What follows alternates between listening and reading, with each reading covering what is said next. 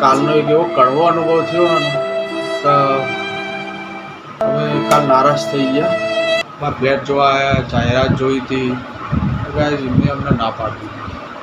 તો hello guys, good morning. આજના daily બ્લોગમાં તમારું હાર્દિક સ્વાગત છે. જય માતાજી. તો ગાઈઝ આજે કાલે અમે એક વિડીયો બનાવવાનું એક જ માધ્યમમાં આજનો કે આપણા આ બધી વાત સોશિયલ મીડિયામાં શેર કરવી હોય. અને ગાઈઝ ને કાલનો એક એવો કડવો અનુભવ થયો ને કે અમે કાલ નારાજ થઈ ગયા. તો કાલે ઘર માટે જતા અમે તે ગાઈઝ ને એક કડવો અનુભવ થઈ ગયો. તો ગાઈઝ ને બધાને કહી દે પહેલાં ગુડ મોર્નિંગ. Good morning. બોલો ગુડ મોર્નિંગ. બોલો તો ગુડ મોર્નિંગ कैसे नहीं गए साजे तो ए बोलो गुड मॉर्निंग कैसे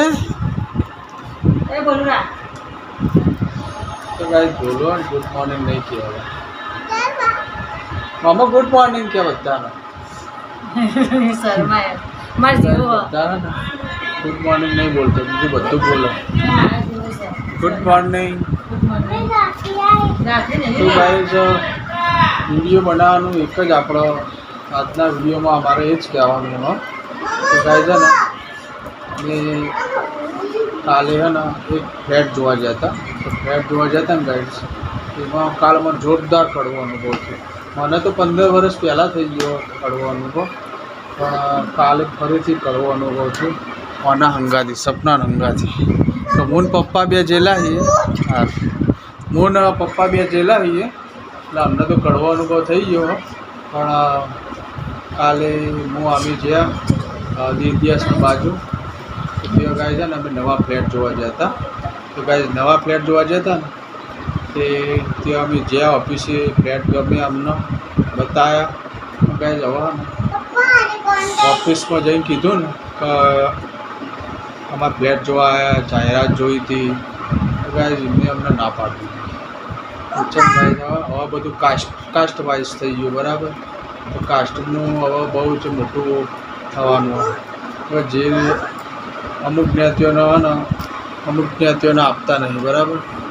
તો ગાય છે ને કાલે હું જ્યો ને તે એવું જ નોમ બોલવાનું. તો ગાય મેં મારું નામ બોલ્યું ને અમિત રાવલ કર્યું. તો ગાય મને ના પાડી હતી ફ્લેટ માટે. નહીં ભાઈ શું કીધું ભાઈ? તો તો ગાય આ તો ઓફિસમાં નથી આવી, પણ હું એકલો ઓફિસમાં જયો હતો અને મને કાલ ના પાડી હતી. હવે ઘર આપણું ક્યારે નહીં બને એવું કહું. કેમ કે હા ને ગાઈસ આવું બધું અત્યારે ચાલવા માંડ્યું હોય. હવે ને જ્ઞાતિ કાસ્ટ પહેલાં પૂછશે અને પછી ચાલવાનું. હવે આપણે તો ધંધાવાળા માણસ છીએ બરાબર. તો હવે આવું બધું ના જોવાનું હોય. કેમ કે અમુક કાસ્ટોને નહીં આપતા ઘર. તો કહે છે ને કાલથી અમને એવું થઈ ગયું કે હવે આપણું ઘર આવા સારી વ્યવસ્થિત લોકેશનમાં લેવું હોય ને તો ગાઈઝ આપણું ઘર ક્યારેય ના બદલાય. નાત તો ના બદલાય. તો ડોક્યુમેન્ટ ને એવું હોય એટલે નાત ના બદલાય. તો ગાઈઝ કાલે જોરદાર કડવો અનુભવ થઈ ગયો. તો એટલે કાલ તો ને અમારા લગભગ અઠવાડિયા 10 દાડાથી જાહેરાત આવતી હતી નહીં. અઠવાડિયા 10 દાડાથી જાહેરાત આવતી હતી અને આ રોજ ક્યાં કરતી હતી કે હેડો જોવા. તો ગાઈઝ કાલ જોવા ગયા અને કાલ અમે જ્યાં નામ કીધું ને એટલાથી જ મને ના પાડી કે રાવણ કે ના રાવણ નહીં આવતું.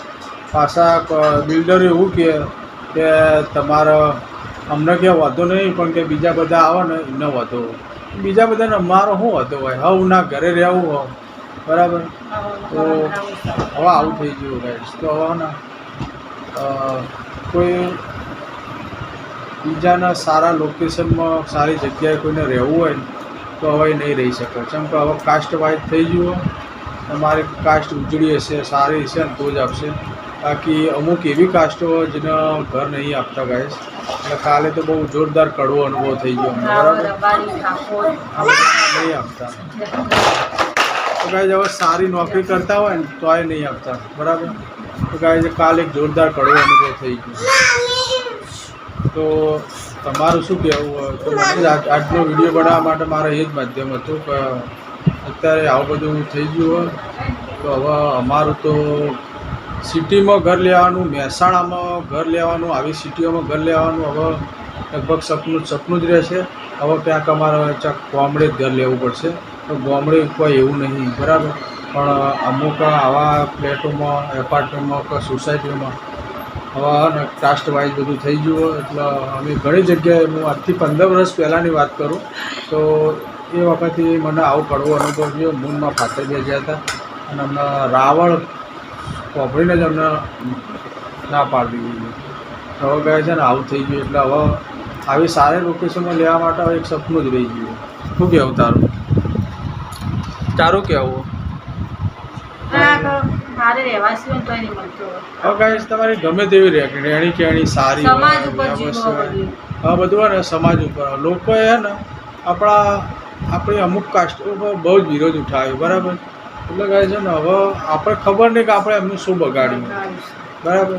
એટલે હવે ને બધું સારી ઊંચી કાસ્ટોને જ બધું મળશે, નીચી કાસ્ટોને તો નીચે જ રહેવાનું, ઉપર નહીં આવવાનું. તો ગાઈસ આ રીતે તો ના ચાલે ને. શું કહેવું તારું? તો પછી તો ગાઈસ એક માણસ સારું હોય ને તો આખો સમાજ વગોઈ જાય એવું થઈ ગયું હવે. તો ગાઈસ તમારું શું કોમેન્ટમાં તો તમારા કોમેન્ટમાં જરા મને કહેજો, બરાબર. તો આવું યોગ્ય છે કે નહીં, બરાબર. તો ગાઈસ આજનો બ્લોગ અહીંયા જ પૂરો કરીએ. જય માતાજી.